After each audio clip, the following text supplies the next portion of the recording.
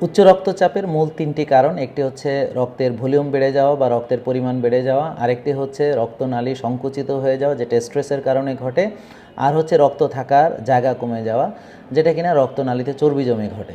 তো প্রথমেই আমাদেরকে জানতে হবে যে ইনসুলিন এবং চিনি এরা লবণ ধরে রাখে, লবণ পানি ধরে রাখে, যার ফলে ব্লাডের ভলিউম বেড়ে যায়।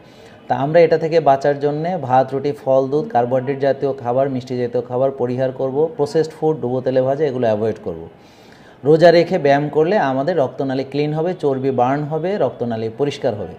আর স্ট্রেস কমানোর জন্য আমাদেরকে রিল্যাক্সেশন প্র্যাকটিস করতে হবে, ভালো ঘুমাতে হবে, মানসিক প্রশান্তি চর্চার জন্যে আমাদেরকে সূর্যের আলোতে যেতে হবে, খালি পায়ে ঘাসে হাঁটবো, খালি গায়ে রোদ লাগাবো, আমরা যোগা করব, মেডিটেশন করব, নফল নামাজ পড়ব, রোজা রাখবো এবং আমরা নিয়মিত উচ্চ রক্তচাপ আছে কিনা টেস্ট করব।